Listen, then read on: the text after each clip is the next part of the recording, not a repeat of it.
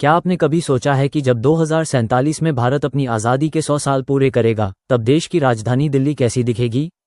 लगभग 3.2 करोड़ की आबादी, 40 लाख नए घर, प्रदूषण से मुक्ति और हाई स्पीड पब्लिक ट्रांसपोर्ट, कैसा होगा दिल्ली का संपूर्ण कायाकल्प? हाल ही में भारत सरकार के आवासन और शहरी कार्य मंत्रालय तथा दिल्ली विकास प्राधिकरण यानी डीडीए ने मास्टर प्लान दिल्ली 2047 एमपीडी 2047 का आधिकारिक राजपत्र जारी कर दिया है। 1962, 2001 और 2021 के मास्टर प्लानों के बाद यह अब तक का सबसे बड़ा विजन डॉक्यूमेंट है, जिसे विकसित भारत एट 2047 के राष्ट्रीय लक्ष्य के अनुरूप तैयार किया गया है।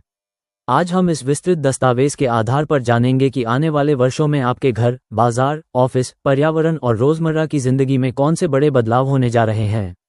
दिल्ली मास्टर प्लान 2047 का मुख्य विजन राजधानी को एक सतत, रहने योग्य, पर्यावरण अनुकूल और वैश्विक स्तर पर प्रतिस्पर्धी महानगर बनाना है।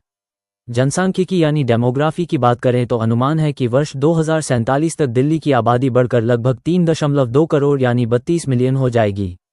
इस विशाल आबादी की रिहायशी ज़रूरतों को पूरा करने के लिए राजधानी में करीब 40 लाख अतिरिक्त नए मकानों की आवश्यकता होगी। योजनाबद्ध और संतुलित प्रशासनिक विकास के लिए पूरे राष्ट्रीय राजधानी क्षेत्र दिल्ली को कुल 17 प्लानिंग जोन यानी जोन ए से लेकर पी में बांटा गया है। पुराने मास्टर प्लानों की तुलना में इस बार की सबसे खास बात यह है कि पूरी प्लानिंग को पारंपरिक 2D नक्शों से हटाकर भौगोलिक सूचना प्रणाली यानी GIS, 3D डिजिटल ट्विन और रियल टाइम डेटा मॉडलिंग जैसी अत्याधुनिक तकनीकों से जोड़ा गया है। आवास और जोनिंग के मोर्चे पर मास्टर प्लान में एक संतुलित द्विस्तरीय नीति अपनाई गई है। पहली रणनीति मौजूदा विकसित क्षेत्रों के पुनरुद्धार की है, जिसमें पुरानी हाउसिंग सोसाइटियों और अनधिकृत कॉलोनियों के बुनियादी ढांचे को अपग्रेड किया जाएगा। झुग्गी झोपड़ियों के लिए, जहां झुग्गी वहां मकान के सिद्धांत पर इन सीटू यानी उसी स्थान पर सुरक्षित व पक्के पुनर्वास को प्राथमिकता दी जाएगी। दूसरी रणनीति नए ग्रीनफील्ड क्षेत्रों की है, जहां लैंड पूलिंग नीति के जरिए लगभग 200 वर्ग किलोमीटर क्षेत्र में ऐसी आधुनिक टाउनशिप विकसित होंगी, जहां आवास, दफ्तर, स्कूल और मनोरंजन के साधन एक ही परिसर में उपलब्ध होंगे। साथ ही दिल्ली के सीमावर्ती गांवों में लगभग 150 वर्ग किलोमीटर का इलाका लो डेंसिटी एरिया के रूप में सुरक्षित रहेगा, ताकि राजधानी का पर्यावरण संतुलन बना रहे। एक और बड़ा बदलाव 30 मीटर या उससे अधिक चौड़ी सड़कों पर स्थित आवासीय प्लॉटों के लिए किया गया है, जहां निर्धारित शुल्क चुकाकर ग्राउंड फ्लो या स्टिल्ट फ्लो पर गैर प्रदूषणकारी व्यावसायिक गतिविधियां चलाने की अनुमति होगी। दिल्ली में रोजाना के ट्रैफिक जाम से निपटने के लिए मास्टर प्लान 2047 का सबसे क्रांतिकारी कदम ट्रांजिट ओरिएंटेड डेवलपमेंट (टोड) है। मेट्रो और रीजनल रैपिड ट्रांजिट सिस्टम यानी RRTS स्टेशनों के आसपास लगभग 200 वर्ग किलोमीटर का क्षेत्र तोड़ जोन के रूप में विकसित होगा। इसका सीधा मतलब ये है कि सार्वजनिक परिवहन स्टेशनों के पास ही हाई डेंसिटी मिक्स यूज विकास होगा, जिससे लोग घर, दफ्तर और बाजार तक पैदल ही आसानी से पहुंच सकेंगे।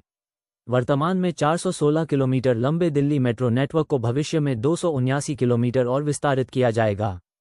इसके अलावा 383 किलोमीटर लंबा RRTS नेटवर्क दिल्ली को मेरठ, पानीपत, करनाल और अलवर जैसे पड़ोसी शहरों से तेज गति से जोड़ेगा।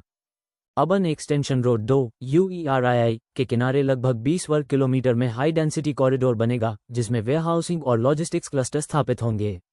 प्रदूषण घटाने के लिए 200 किलोमीटर लंबा dedicated cycle network, EV charging और हाइड्रोजन जैसी स्वच्छ परिवहन तकनीकों को बड़े पैमाने पर लागू किया जाएगा। पर्यावरण और प्रदूषण नियंत्रण को मास्टर प्लान 2047 का सबसे प्रमुख स्तंभ बनाया गया है। दिल्ली के लगभग 22% हरित आवरण को और सघन करने के साथ साथ ग्रीन ब्लू इंफ्रास्ट्रक्चर के एकीकृत विकास पर जोर दिया गया है। राजधानी की जीवनरेखा कही जाने वाली यमुना नदी के 1700 हेक्टेयर बाढ़ क्षेत्र के पुनरुद्धार के लिए 13 प्रमुख कायाकल्प परियोजनाएं शुरू की जाएंगी। वजीराबाद से ओखला तक के 22 किलोमीटर के सबसे संवेदनशील नदी खंड को प्रदूषण मुक्त किया जाएगा और सक्रिय बाढ़ क्षेत्र को नो कंस्ट्रक्शन जोन घोषित किया गया है, जहां किसी भी प्रकार के पक्के निर्माण पर पूर्ण पाबंदी रहेगी। यमुना में गिरने वाले सभी 22 नालों के गंदे पानी को इंटरसेप्ट कर आधुनिक सीवेज ट्रीटमेंट प्लांट और बायो रेमीडिएशन के जरिए शोधित किया जाएगा। इसके अलावा अरावली रिज का संरक्षण, पुराने बंद थर्मल पावर प्लांटों जैसे बदरपुर और राजघाट की जमीन को हरित पार्कों में बदलना तथा छतों पर रूफटॉप और वर्टिकल फार्मिंग को बढ़ावा देना इस योजना की मुख्य प्राथमिकताओं में शामिल है। अर्थव्यवस्था के क्षेत्र में दिल्ली को प्रदूषण मुक्त, ज्ञान आधारित और वैश्विक नवाचार हब के रूप में तैयार किया जा रहा है। दिल्ली में पहली बार 24x7 अर्थव्यवस्था की अवधारणा को आधिकारिक नीति का हिस्सा बनाया गया है, जिसके तहत तय किए गए स्पेशल जोन और कल्चरल सर्किट्स में रात के समय भी व्यापार, कैफे और सांस्कृतिक गतिविधियां सक्रिय रह सकेंगी। नरेला उपशहर में 138 हेक्टेयर क्षेत्र में एक आधुनिक एजुकेशन हब और अंतर्राष्ट्रीय खेल परिसर विकसित किया जाएगा। वहीं द्वारका को यशोभूमि एक्सपो सेंटर, 34 हेक्टेयर के नए डिप्लोमेटिक एन्क्लेव और भारत वंदना पार्क के साथ अंतर्राष्ट्रीय व्यापार, कूटनीति और निवेश का मुख्य प्रवेश द्वार बनाया जा रहा है।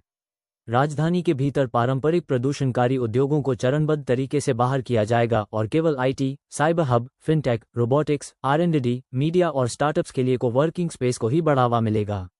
आधुनिक विकास के साथ साथ दिल्ली की 1400 से अधिक ऐतिहासिक धरोहरों के संरक्षण का भी पूरा खाका खींचा गया है।